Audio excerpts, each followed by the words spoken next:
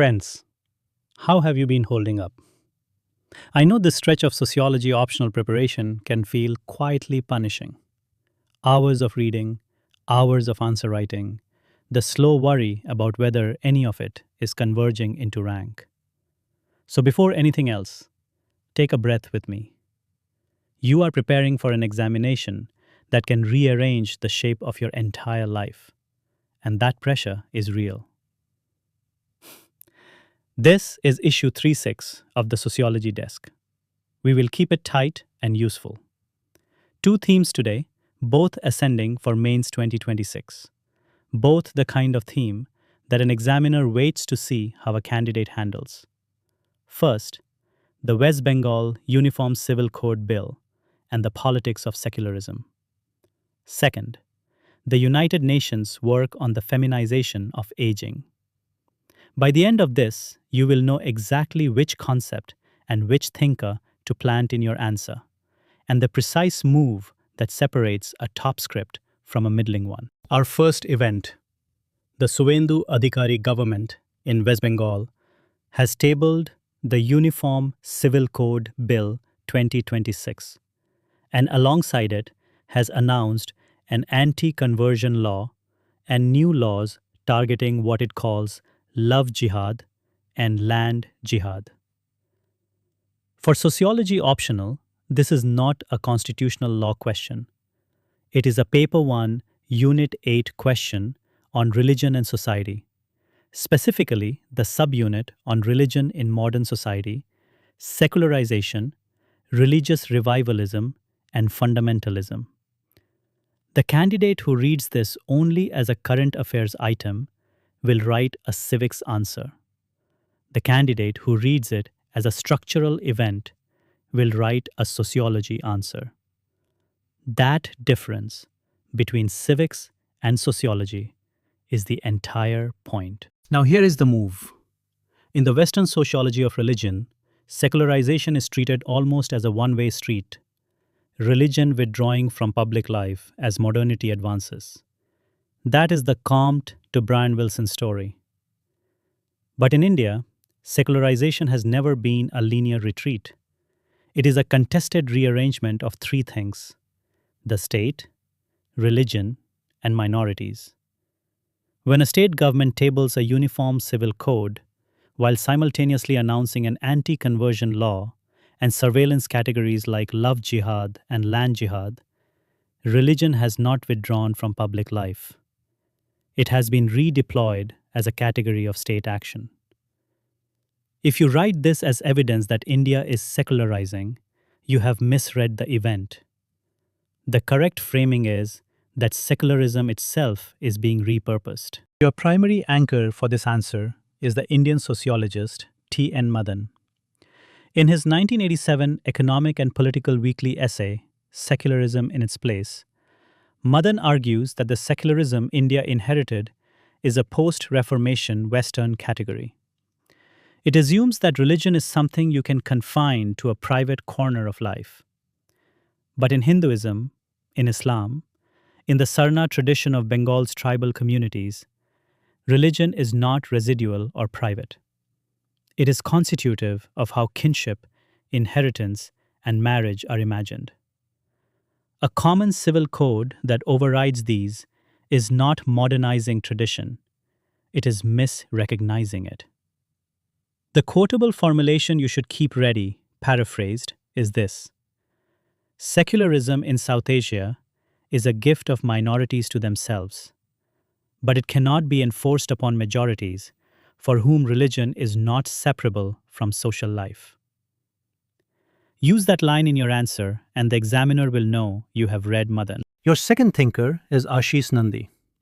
In his 1985 essay, An Anti-Secularist Manifesto, Nandy makes a distinction that is gold for this question. He separates religion as faith, which is lived community and ritual, from religion as ideology, which is religion converted into an instrument of political mobilization. His thesis is that statist secularism, far from controlling religious passion, in fact needs religion as ideology to define itself against. That is why he warns that the more aggressive state secularism becomes, the more it produces the very fundamentalism it claims to oppose. The Bengal package fits Nandi's argument with disturbing precision. The Uniform Civil Code is bundled with anti conversion law and surveillance categories. Faith is being suppressed, but ideology is being acquired by the state. Bring Nandi in as your sharpening blade after Madan. Now I want you to listen as an examiner would. Imagine two answer scripts in front of you. The first one, the 14 out of 20 script, opens by defining secularism, recites Article 44, narrates the Adhikari announcement, lists arguments for and against UCC, and closes with a sentence about unity in diversity. Technically not wrong, but it reads like a civics answer. The examiner sees no theoretical apparatus, so no full marks. Now picture the 18 or 19 out of 20 script. It opens with a structural claim that secularization in India is a contested rearrangement, not a linear retreat. It names Madan immediately, gives the EPW essay, applies his thesis to the UCC bill in just 2 lines. Then it sharpens with Nandi's faith versus ideology distinction and shows how the love jihad and land jihad bundle is faith being suppressed while ideology is acquired by the state. It brings in Habermas as a counter on procedural legitimacy and the absence of pre-legislative consultation. And it closes with a forward-looking line. Citizenship is being recoded along religious lines. Secularism is repurposed, not abandoned. Same word count, different rank.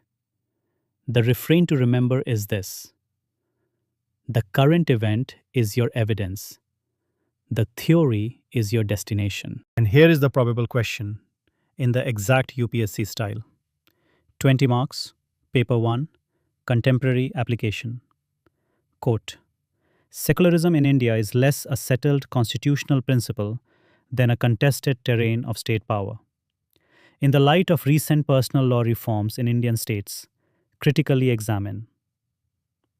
That is your direct prompt for this issue. Practice writing it tonight in 250 words using Madan as your anchor and Nandi as your sharpener. Time yourself. Our second event. The United Nations Department of Economic and Social Affairs has released Policy Brief number 186, titled Gender Matters in an Aging World, prepared for the 70th session of the Commission on the Status of Women, which is meeting in 2026. The numbers in this brief are not just demographic, they are sociological. 54% of the global population aged 60 and above are women. Among those aged 80 and above, 62% are women. And the brief notes that lower lifetime earnings and interrupted careers leave older women financially insecure. For Sociology Optional, this maps directly to Paper 1, Unit 5, Stratification and Mobility, the dimension of gender. It also crosses into Paper 2, Population Dynamics. The candidate who treats this only as a population question will lose half the marks. The candidate who treats it as a stratification question will own it. Here is the framing you must hold. The feminization of aging is not the natural fact that women live longer. That is biology.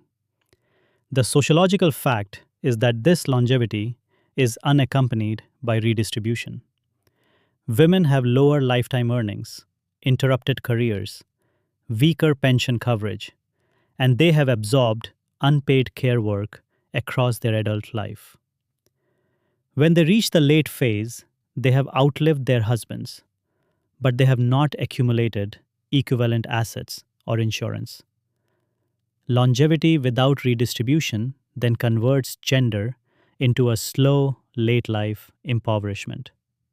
This phrase, longevity without redistribution, write it down. It is the kind of crisp formulation an examiner remembers. Your primary thinker for this answer is the Indian feminist economist Beena Agarwal.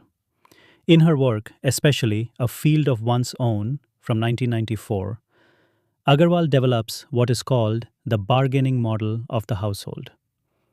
The intuition is simple but powerful. Inside a family, what each member receives is not the outcome of altruistic love, it is the outcome of an implicit bargain. And the strength of your bargain depends on your fallback position, what you could independently command if you walked away. Now apply this to older women. An older woman without independent land, without an independent pension, without independent savings, walks into the late life bargain with no fallback at all. That is why widowed older women in India are so structurally vulnerable. The quotable line you should keep ready, paraphrased from Agarwal, is this: the most critical determinant of a woman's well being is not what the household receives, but what she can independently command outside it. Plant that in your answer. Your second thinker is the British feminist sociologist Sylvia Walby. In her 1990 book, Theorizing Patriarchy, Walby makes a move that is exactly right for this question. She argues that patriarchy in the contemporary world is not retreating, it is migrating. Its primary site has shifted from the private household, where it once operated through husbandly control, to the public arenas of paid work, state policy, and culture. So an older woman is no longer just dependent on her husband. She is dependent on a labor market that paid her less and a welfare state that does not cover her. When the welfare state is itself thin, as it is in India, the migration of patriarchy lands older women in an institutional gap. If you can hold Agarwal and Walby together, household bargaining inside the family, plus migrating patriarchy outside it, you have already moved past most candidates. Now hear this through an examiner's ear. The 14 out of 20 answer on this question lists pension gaps, cites women's life expectancy, mentions the aging population, and ends with a recommendation about geriatric care. It feels well-meaning. It scores in the middle. The 18 or 19 out of 20 answer does three different things. 1. It converts the UN demographic numbers into a structural claim that aging is a sociological reordering of inequality, not a biological event. 2. It names a specific feminist concept, the bargaining model from Agarwal, or migrating patriarchy from Walby, and applies it to the data in one tight paragraph. 3. It addresses the India versus high-income divergence that Western late-life sociology, like Giddens, assumes a reflexive project of self in old age. But in India, that framing is class-bounded because most older women lack the resources for any such project. Again, the current event is your evidence. The theory is your destination.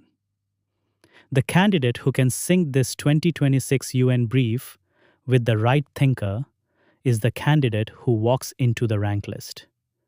The candidate who cannot will stop at 14. And the probable question, 20 marks. Paper 1. Stratification and mobility in the meta-theoretical architecture. Quote, patriarchy migrates rather than retreats. Examine this proposition with reference to the gendered character of population aging in contemporary societies. Practice this one alongside the UCC question. 2 practice answers tonight, 250 words each.